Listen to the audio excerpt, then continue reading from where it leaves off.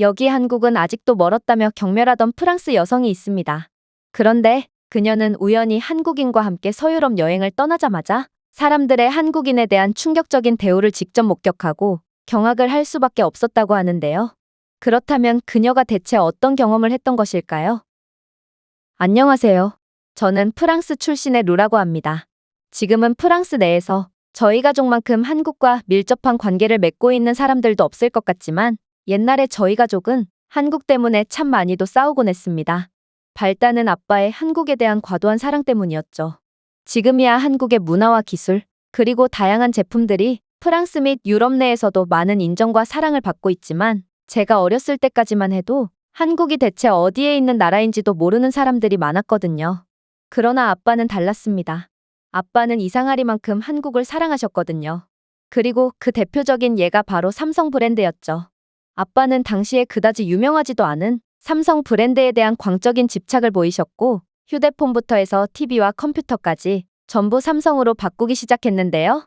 당연히 저와 엄마는 아빠의 이러한 결정에 의문을 표할 뿐이었습니다. 저희 집이 가난한 것도 아니고 다른 유럽 브랜드의 유명한 제품들도 많은데 아빠는 도대체 왜 이름도 없는 브랜드에 집착하는 건지 이해가 안 갔죠. 그러나 엔지니어셨던 아빠는 저희가 불평을 할 때마다 씩 웃으시곤 했습니다. 지금이야 한국이라는 나라의 인지도가 부족해서 이들의 기술력이 저평가되고 있지만 10년 후에는 뛰어난 기술력을 자랑하는 한국 브랜드가 전 세계를 지배하게 될 거야. 실제로 나와 같은 동종업계 관계자들은 한국 브랜드의 전자제품들을 매우 선호하고 있기도 하거든. 우리 가족이 한국 기술의 세계화의 시작을 함께 한다니 뭔가 설레지 않니? 솔직히 기술에 대해 알 리가 없던 저는 아빠의 말이 전혀 와닿지 않았습니다. 그러나 아빠의 한국 사랑은 여기서 그치지 않았죠.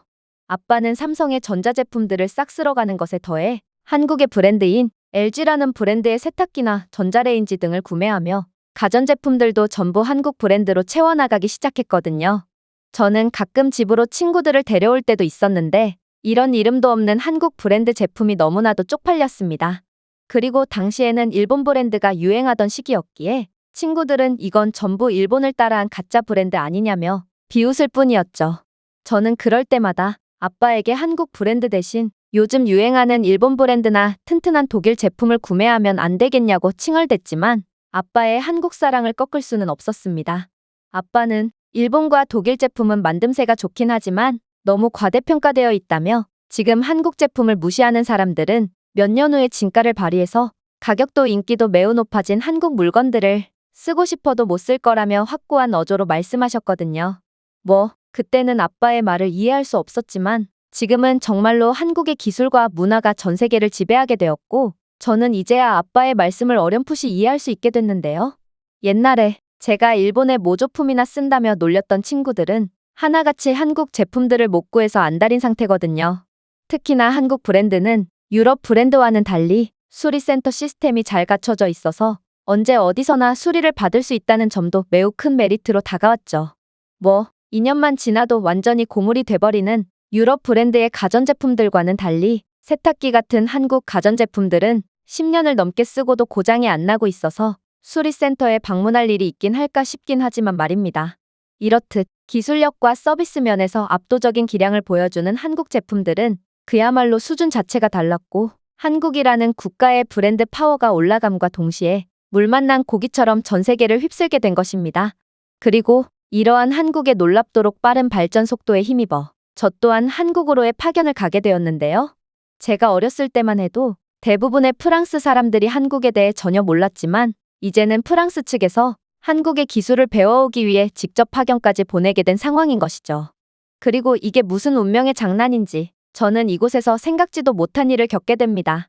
저는 한국에 가자마자 회사 동료였던 한국인 남자친구를 만나게 되었고 만난 지 6개월 만에 결혼까지 약속하게 됐을 정도로 각별한 사이로 발전했거든요.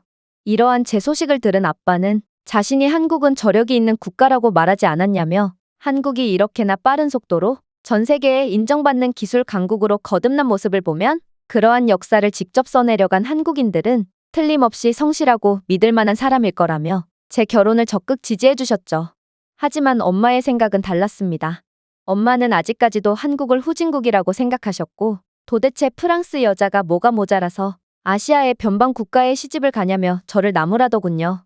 저는 엄마를 보면서 제 과거의 모습이 떠올라 안타까운 마음이 들었습니다. 저도 한국에 대해 약간의 의구심을 가진 채 파견을 가게 되었으나 직접 느낀 한국은 프랑스를 진작에 능가한 선진국이었거든요. 일단 인프라와 서비스 속도, 그리고 첨단 기술에 대한 사람들의 포용력과 적응력도 압도적이었죠. 여름에는 너무 덥고 겨울에는 지나치게 추운 것만 제외한다면 한국은 그야말로 완벽한 국가였던 것입니다. 하지만 엄마는 편견에 사로잡혀 한국을 도무지 인정하려 하지 않았고 급기야 한국인 남자친구와의 관계를 정리하지 않으면 저를 두 번 다시 보지 않겠다며 연락까지 일방적으로 끊어버렸습니다. 그러나 역시나 자식 이기는 부모 없다고 엄마는 일주일도 안 돼서 다시 연락을 취해왔는데요. 그런데 엄마는 비장의 카드를 생각해 왔는지 제게 파격적인 제안을 하나 해오더군요. 그건 바로 제 한국인 남자친구와 함께 이탈리아로 여행을 떠나자는 거였습니다. 사실 이건 남들이 봤을 때는 엄마가 화해에 손길을 내밀었다고 생각할 수도 있겠지만 아쉽게도 전혀 아닙니다. 엄마는 꽤나 고집스러운 성격을 가지고 있고 쉽게 포기할 사람이 아니거든요. 아무래도 엄마는 이탈리아로 가족여행을 가는 척하며 제 남자친구인 준석 씨에게 망신을 줘서 쫓아낼 생각인 모양이었습니다. 프랑스와 이탈리아는 나름 좋은 관계를 유지하고 있고 서로 간의 왕래도 잦은 편이라서 공항이나 식당 등에서 서로에게 잘 대우해주는 경향이 있거든요. 이런 저희의 관계를 라이벌이라고 볼 수도 있지만 기본적으로 서로를 인정하는 마음이 깔려 있는 것이죠. 그런데 프랑스와 이탈리아 모두 양국 외 국가들에 대해서는 좋은 서비스를 제공하는 나라가 아니다 보니 특히나 후진국 출신의 사람들이 이 두 국가에서 좋은 대우를 받기란 매우 힘듭니다. 눈치가 꽤 둔한 편인 아빠는 엄마의 속내를 전혀 모르시겠지만 저는 엄마를 이미 꿰뚫어 보고 있었죠. 하지만 저는 준석 씨가 딱히 꿀릴 것은 없다고 생각했어요. 한국이라는 국가의 세계적 위상도 그렇고 준석 씨의 키와 체격도 웬만한 프랑스인들을 훨씬 상회하는 수준이었거든요. 그의 나이가 40대 후반인 점이 약간 걸리긴 했지만 그래도 준석 씨는 한국인답게 매우 동안으로 프랑스의 20대 남성과 비슷한 외모를 가지고 있었는데요. 또 프랑스에서는 나이 차이에 대한 개념이 그리 엄격하지 않아서 그다지 상관은 없을 것 같았습니다. 그렇게 저희는 일단 프랑스로 가서 정식으로 부모님께 인사드리기로 했죠. 아빠는 워낙 한국에 대해 좋은 인상을 가지고 있었기에 준석 씨를 무척이나 마음에 들어 하셨는데요. 특히나 준석 씨는 예의 바르고 친절한 전형적인 한국인의 성격을 갖고 있었기에 아빠는 준석 씨를 더더욱 마음에 들어하는 눈치였습니다. 그러나 역시나 엄마의 반응은 미적지근하더군요. 엄마는 대놓고 말은 못하고 있지만 이탈리아에서 한국과 프랑스에 넘을 수 없는 격차를 보여줌으로써 당장 한국으로 쫓아내버리겠다는 도끼를 품고 있는 것 같았습니다. 예상했던 대로 엄마는 저희가 프랑스에 온 지 얼마나 됐다고 곧바로 이탈리아로 가자며 재촉하기 시작했는데요. 그리고 그렇게 이탈리아 공항에 도착한 저희는 정말 경악을 금치 못할 경험을 하게 됩니다. 일단 저희는 공항에 도착하자마자 비자가 따로 필요 없는 별도의 줄로 이동했는데요.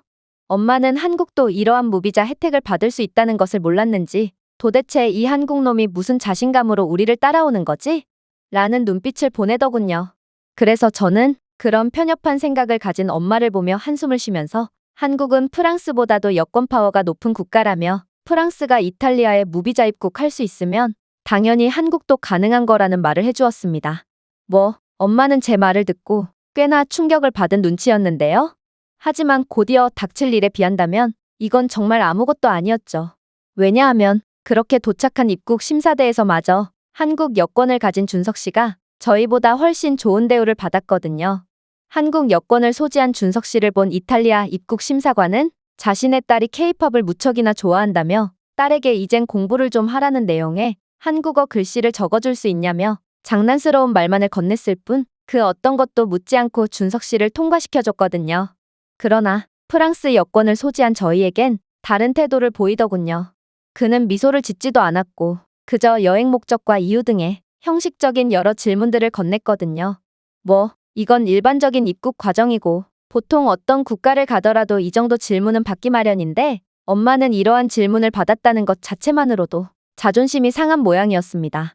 프랑스와 이탈리아는 국경을 접하고 있기도 하고 왕래가 상당히 자유로운 편임에도 불구하고 바다 건너에 있는 한국인이 훨씬 더 간편하게 이탈리아로 입국을 한 셈이거든요. 그리고 엄마는 프랑스인보다 한국인이 더욱 대우받았다는 사실을 도저히 견딜 수가 없었는지 씩씩대며 자신은 프랑스인인데 왜 후진국에서 온 한국인보다 늦게 들여보내주냐며 항의를 하기 시작했습니다. 그러자 이탈리아 입국 심사관은 충격적인 말을 건네기 시작했죠. 이봐요. 언제적 프랑스 이야기입니까? 이탈리아로 여행 온 프랑스인들은 돈도 안 쓰면서 쓸데없이 문제만 일으키고 있는 거 모릅니까? 그에 비해 한국인들은 매우 신사적이고 교양 있는 사람들이기에 사소한 문제조차 일으키지 않고 있죠. 또한 한국은 매우 부유한 국가라서 돈도 당신네들보다 훨씬 더 많이 쓰고 가는데 내가 왜 당신들을 한국인들보다 대우해줘야 하는 거죠? 요즘 프랑스인들이 이곳에서 일으키는 사건 사고만 보면 마음 같아선 당장이라도 무릎을 꿇리고 샅샅이 검사하고 싶지만 양국의 관계상 참는 걸 다행으로 아세요. 그의 말에 엄마는 도저히 말이 안 된다는 듯 얼빠진 표정을 지을 뿐이었습니다. 그러나 엄마는 아직도 한국과 프랑스의 국제적 위상이 진작에 뒤바뀌었다는 사실을 인정하지 못하셨고 그저 이래서 이탈리아 놈들은 안 된다며 궁시렁대면서 공항을 빠져나갈 뿐이었죠. 그렇게 배가 고파진 저희는 식사부터 하기 위해 레스토랑으로 향했습니다. 그런데 저희는 이곳 레스토랑에서도 도저히 믿기지가 않는 경험을 하게 되죠. 직원이 준석 씨의 얼굴을 빤히 쳐다보길래 저는 그가 인종차별을 하는 건가 싶어 당황했는데요. 그런데 직원은 영어를 사용하며 준석 씨에게 혹시 한국인이 맞냐는 다소 뜬금없는 질문을 건넸거든요. 그리고 준석 씨가 한국이 맞다고 대답하니 직원은 환한 미소를 보이면서 이 식당에 방문하는 한국인 손님은 10% 할인이 적용된다며 한국 여권을 보여주면 처리해주겠다고 말해오는 거 아니겠어요? 아니, 어떻게 한국 국적을 가졌다는 이유만으로 음식 할인을 해줄 수가 있단 말인가? 저는 이런 식의 할인은 들어본 적도 없었고 특히나 한 푼의 가격도 깎아주지 않으려는 깐깐한 이탈리아인이 오직 한국에만 관대한 서비스를 베푼다는 것도 매우 놀라웠습니다.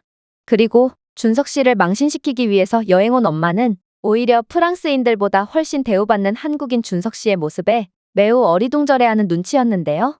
결국 엄마는 도대체 왜 한국인에게만 할인을 해주냐는 질문까지 건네게 되죠. 그러자 직원은 놀라운 대답을 해왔습니다. 한국인들은 빠르고 조용하게 식사를 하거든요. 그리고 그들이 지나간 자리는 매우 깔끔해서 직원들이 고생을 하지 않아도 되죠. 프랑스인들은 너무 시끄럽고 식사도 느리게 해서 도저히 자리회전이 안 되는 것과 비교하면 한국인들은 그 어떤 식당에서도 환영받는 존재일 수밖에 없는 것입니다. 이들에게 할인을 해줘도 저희 식당 입장에서는 남는 장사거든요. 엄마는 난데없는 프랑스에 대한 공격에 정신이 혼미해진 모양이었고 그렇게 식사를 하는 둥 마는 둥 하며 황급히 레스토랑에서 빠져나가셨습니다. 놀랍게도 한국인에 대한 인기는 여기서 끝이 아니었어요. 저희는 다음 행선지로 향하기 위해 노점 골목을 지나야 했는데요. 그런데 원래 같았으면 프랑스어나 영어를 구사하며 호객행위를 해야 할 이탈리아 노점 상인들이었지만 이들은 이제 딱 봐도 프랑스인인 저희를 보고도 모른 채 하며 한국인 준석 씨를 위해 한국어를 구사하며 호객을 하기 시작했거든요. 불과 몇 년 전까지만 해도 프랑스어를 구사하며 물건 좀 보고 가라는 이들의 말이 매우 귀찮게 느껴지기만 했는데 막상 한국인 준석 씨 앞에서 찬밥 신세가 돼버린 저희는 이제는 약간의 서운한 감정마저 느끼게 됐죠. 애초에 언어 사용자 수면에서 영어와 프랑스어에 비해 현격히 밀리는 한국어인데 도대체 한국어가 얼마나 메리트 있는 언어가 됐으면 노점 상인들마저 기본적인 한국어를 구사할 수 있게 된 것인가? 저는 한국의 강력한 저력에 다시금 놀라고 말았습니다. 그런데 그 순간 갑자기 근처에서 이상한 소리가 들리기 시작하는 거 아니겠어요? 그리고 소리가 나는 곳으로 향해 보니 웬 광장에서 이탈리아 젊은이들이 케이팝을 틀어놓고 플래시몹을 하고 있더라고요. 알고 보니 이탈리아에서도 프랑스처럼 곳곳에서 케이팝 관련 행사들이 열리고 있고 결국 이런 대형 광장에서 마저 손쉽게 한국 관련 문화들을 접할 수 있던 거였습니다. 이건 정말 놀라웠습니다. 프랑스와 이탈리아도 문화적으로 매우 융성한 국가지만 이 두 국가의 음악이나 콘텐츠를 다른 나라의 광장에서 찾아보기는 거의 불가능하거든요. 그런데 어떻게 한국은 문화 하나로 이런 콧대 높은 두 국가를 완전히 정복할 수 있던 걸까? 저는 이러한 이해할 수 없는 상황에 당황스러운 감정마저 느꼈죠. 그러나 놀라움도 잠시, 저희는 이내 큰 위기를 겪게 되었습니다. 한국인 준석 씨를 본 이탈리아의 학생들은 순식간에 저희 주변으로 몰려오더니 이내 한국인이 맞냐며 아우성치기 시작했거든요. 그리고 이내 준석 씨가 한국인인 것을 확인한 이들은 사진을 함께 찍자며 준석 씨를 마치 연예인처럼 대우해주기 시작했죠. 특히 이탈리아 학생들이 한국어를 어찌나 잘하던지 이들은 안녕하세요, 반갑습니다 같은 한국어를 구사하며 준석 씨와 의사소통을 하려고까지 했는데요. 도대체 한국이라는 나라의 위상은 어디까지 높아진 건지 엄마도 이러한 충격적인 상황의 말을 잊지 못하고 계셨죠. 그렇게 저희는 얼마간의 소통 끝에 이곳에 잔뜩 흥분한 학생들에게 겨우 벗어날 수 있었고 이내 디저트 카페에 도착할 수 있었습니다. 그런데 이 카페의 직원은 준석 씨에게 유난히 불친절한 태도를 보이는 거 아니겠어요? 지금껏 엄청난 관심과 사랑만을 받아왔던 한국인 준석 씨였기에 저는 도대체 직원이 무슨 이유로 이런 무례한 태도를 보이는 건지 이해가 안 갔고 엄마는 그럼 그렇지라는 표정을 지으며 우쭐해 하더라고요. 아무튼 준석 씨는 이러한 상황에 절대로 기죽지 않는 사람이기에 직원의 눈을 정면으로 응시하며 도대체 무슨 이유로 이런 불친절한 응대를 하는 거냐며 항의했죠. 그러자 이탈리아인 직원은 중국인은 당장 꺼지라며 뜬금없는 욕설을 짓거리는 거 아니겠어요? 그러자 준석 씨는 당당하게 한국 여권을 꺼내며 자신은 한국인이라고 주장했고 이를 확인한 직원은 매우 당황한 듯 거의 울먹이는 표정을 지으며 준석 씨에게 사과하기 시작했어요. 그러면서 보통 중국인들이 돈으로 서양 여자나 친구들을 매수해서 오는 경우가 많다며 웬 동양인 남성이 서양인과 함께 있길래 당연히 중국인인 줄 알았다며 연신 사과하더군요. 직원은 자신은 한국 드라마의 열렬한 팬이고 한국을 무척이나 좋아한다며 별도의 디저트와 음료까지 무료로 제공하며 준석 씨에게 특별 대우를 해줬는데요. 역시나 한국인은 어디에서나 환영받는 사람들이었던 것입니다. 그리고 이쯤 되니 엄마는 한국에 대한 편견을 완전히 내려놓으시고 준석 씨에게 정식으로 사과하기 시작했어요. 그러면서 자신의 유일한 자부심이었던 프랑스가 점점 쇠퇴해가는 것을 보기 힘들었다며 이러한 자신의 열등감이 잘못된 방향으로 불똥이 튄 것 같다며 솔직한 심정을 털어놓으셨죠. 그렇게 준석 씨는 저희 가족의 일원으로 인정받을 수 있었습니다. 엄마는 과거의 일을 완전히 잊으셨는지 요즘은 빨리 준석 씨와 결혼해서 한국 국적을 취득하라며 저를 닥달하고 있는데요. 엄마는 한국 여권의 강력함을 직접 실감했고 이제는 세계적인 흐름이 완전히 한국 쪽으로 기울었다면서 매일같이 호들갑을 떠시며 한국을 칭찬하고 계시죠. 그리고 원래부터 한국을 좋아하셨던 아빠는 아직도 한국은 과소평가되고 있다며 한국은 더욱 발전해서 세계를 선도할 거라며 호언장담하고 계신데요. 정말 아빠의 말이 맞을지 저는 기대 반 설렘 반으로 준석 씨와 결혼을 준비 중에 있습니다. 제가 준비해온 내용은 여기까지입니다. 끝까지 시청해주셔서 진심으로 감사드리며 여러분들의 구독과 좋아요, 알림 설정은 영상 제작에 큰 힘이 됩니다. 이상 세모튜브였습니다.